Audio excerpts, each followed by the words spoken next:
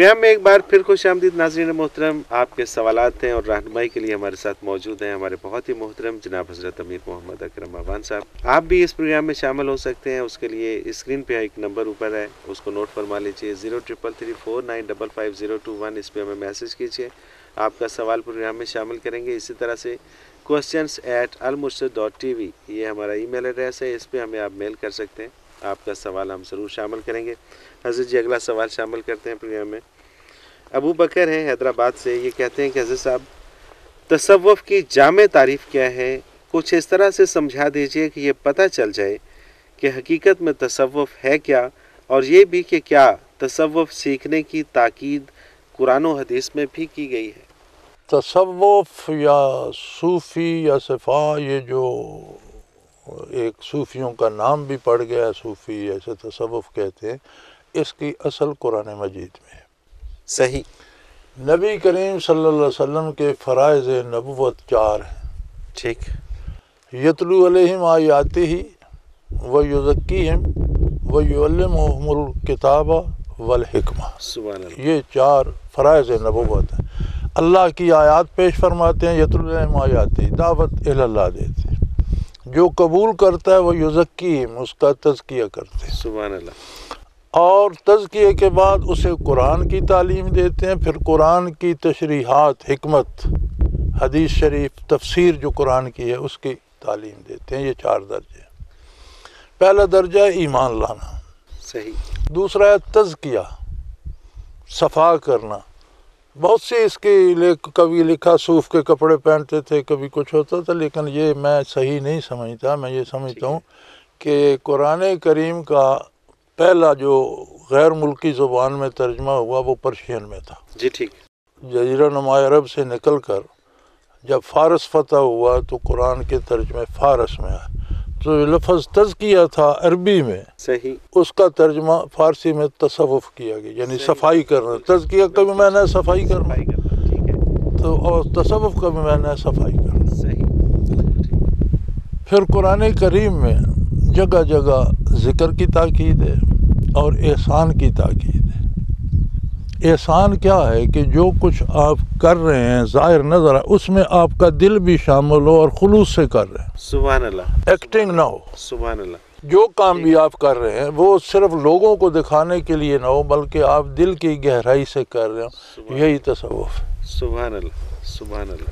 اس کا حصول کا طریقہ جو ہے وہ اللہ کا ذکر ہے. اور بندہ اگر کوئی شیخ پکڑتا ہے اور اسے یہ دیکھنا چاہیے کہ اس کی صحبت میں آ کر میرے دل میں وہ خلوص آ رہا ہے. اللہ اکبر. اگر نہیں آ رہا تو وقت ضائع نہ کرے, کوئی اور بندہ تلاش کر لے. سبحان اللہ. کیونکہ تصوف یہ ہے کہ آپ نماز پڑھتے ہیں, ایک اداکاری ہے جو کر رہے ہیں, آپ کا دل بھی ساتھ شامل ہو, اللہ تو تصوف ہو گیا. تو تصوف ہو گیا. بالکل ٹھیک. بڑی سادہ سی اور سادہ سی بات ہے.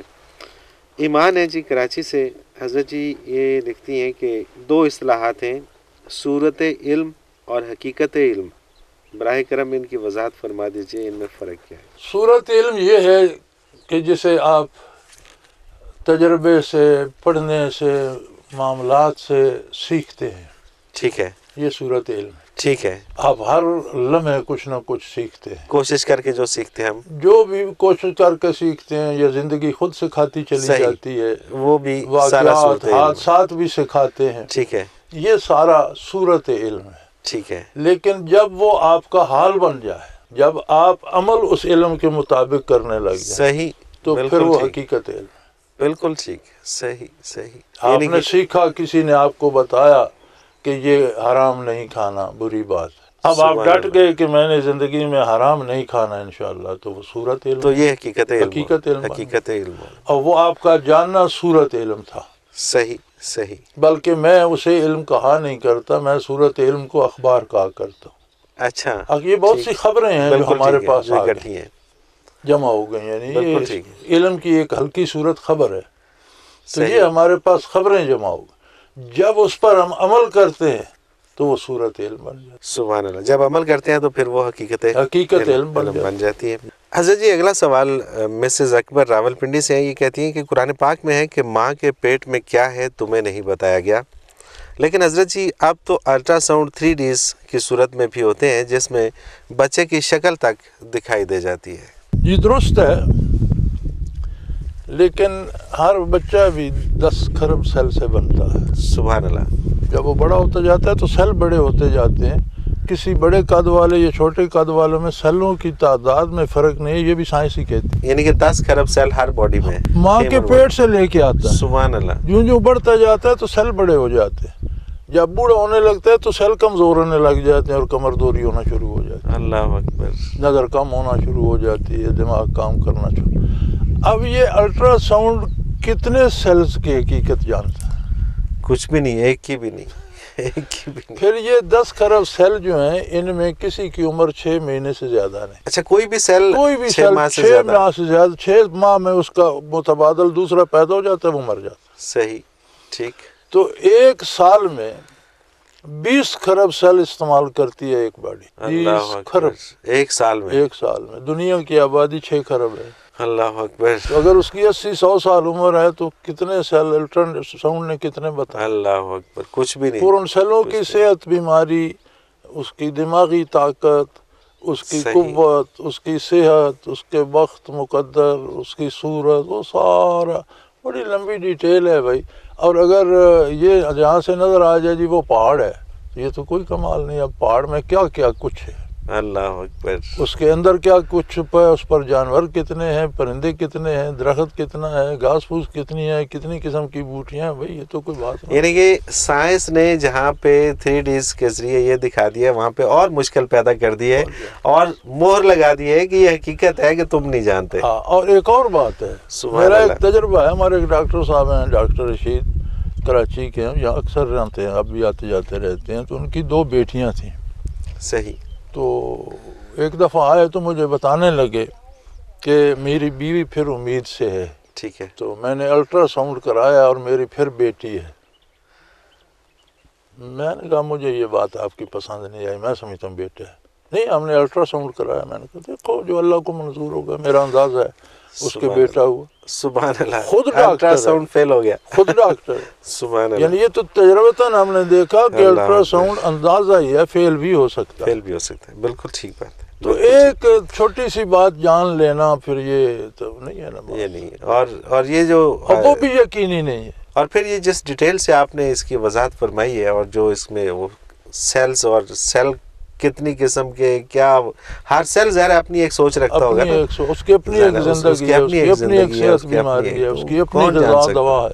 کون جان سکتا ہے؟ وہی جان سکتا ہے جی جس نے ان کو پیدا کیا۔ مسز ابرار خانیوال سے یہ کہتی ہیں کہ مجھ سے نماز کے سلسلے میں سستی ہو جاتی ہے، پھر طبیعت پریشان بھی ہوتی ہے، لیکن یہ پریشانی وقتی ثابت ہوتی ہے، اگلے دن پھر کوتاہی ہو جاتی ہے، کیا کروں؟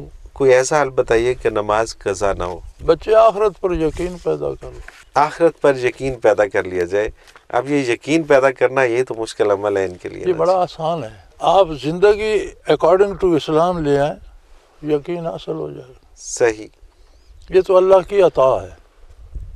جب آپ اتباع رسالت اختیار کرتے ہیں تو اس کے انعام میں وہ یقین مفت مل جاتا ہے۔ سبحان اللہ، سبحان اللہ۔ بھائی زندگی تو آپ نے جینا ہے، کھانا کھانا ہے، بچے پالنے ہیں، روزی کمانی ہے، اور کیا کرنا ہے آپ نے؟ صحیح، اس کو شریعت کے مطابق کر لیں، کیونکہ آخرت کا یقین ہونا، حضور نبی صلی اللہ علیہ وسلم نے ان لوگوں کی تعریف فرمائی ہے کہ جو قبر کو ہر وقت یاد رکھتے ہیں، اور آپ نے زندگی کی مثال اس طرح فرمائی ہے کہ تم اس طرح جیو جس طرح تم ایک مسافر انّا کا غریبن، تم اپنے وطن سے دور ہو۔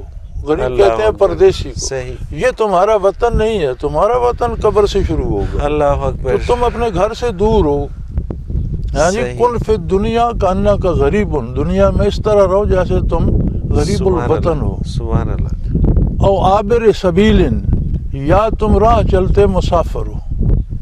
تو راہ چلتا مسافر کہیں کسی چشمے کے کنارے رک جاتا ہے، کنویں کے کنارے رک جاتا ہے، تو وہیں لمبا نہیں پڑ رہا تھا، اسے پتہ تھا مجھے جانا ہے۔ وَعُدَّ نَفْسَكَ مِنْ أَهْلِ الْقُبُورِ، اور اپنے آپ کو قبروں میں رہنے والوں میں شمار رکھو۔ اللہ اکبر، کہ میں ان میں سے ہوں جو قبروں میں ہے۔ پھر تو نہ صرف کہ نماز نہیں چھوٹتی بلکہ پھر تو وہ ہر کام درست ہو جاتا ہے۔ جس کام میں ہم جان بوجھ کے دوزخ ہوتا کا ایندھن بنا رہے یہی ہے ہوتے میرے بھائی، آپ دیکھیں ایک گاڑی خراب ہوتی ہے، خراب تو شاید اس کا کوئی چھوٹا سا پرزہ ہو، جی ہاں، رک تو ساری جاتی ہے، بالکل ایسے ہی ہے، بالکل ایسے ہی ہے۔ تو اس طرح جب ہم بدعمالی کرتے ہیں، بد پرہیزی کرتے ہیں، تو سفر آخرت رک جاتا ہے، سارے ہی رک جاتے ہیں۔ اللہ اکبر۔ یہ جو چھوٹے چھوٹے احکام ہیں، اور یہ ہم ہر روز اپنے ہاتھوں سے لحد میں اتارتے ہیں لوگوں کو، لیکن پھر پتہ نہیں کیوں ہماری وہیں نیچر بیٹھے ہے قبر اور میں ہم لوگ کچھ مٹی ڈال رہے جی ہیں، ہاں، باقی بیٹھے اپنے دنیا کی باتیں دنیا کر کی رہے ہیں۔ باتیں کر کم رہے از کم وہاں تو بیٹھ کر کو آخرت کو یاد کر لو، کو درود شریف پڑھ لو کو۔ اور اگر یہ والا یقین ہو جائے جس کی طرف آپ کا اشارہ ہے، تو پھر تو میرا خیال ہے کہ اب میں اکثر یہ سوچتا ہوں کہ یہ جو بہت ساری دولت اکٹھی کر کے جائز ناجائز ہر طریقہ استعمال کرتے ہیں، جب یہ مرنے لگتے ہیں تو انہیں دکھ کتنا ہوتا ہوگا؟ مرنے لگتا نہیں، انہیں زندگی میں بڑا دکھ ہوتا، اچھا، ہر کہیں انکوائری ہو جائے گی، کوئی پکڑ لے گا، کوئی پوچھ لے گا، مطلب پریشان زندگی خود سے کریٹ کی ہوئی بڑی پریشانی۔ اللہ اکبر۔ آپ کے پاس حلال رزق ہے، آپ کو فکر ہی نہیں ہے، بالکل صحیح بات، اپنا ہے۔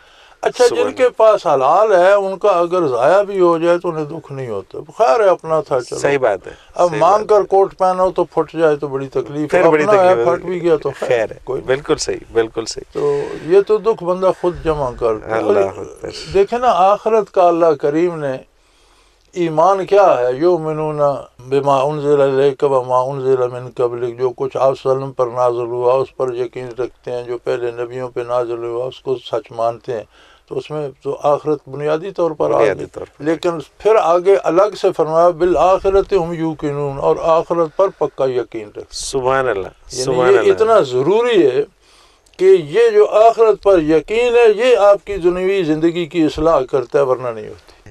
ناظرین محترم، ایک شارٹ کمرشل بریک، اس کے بعد حاضر ہوتے ہیں، ہمارے ساتھ رہیے۔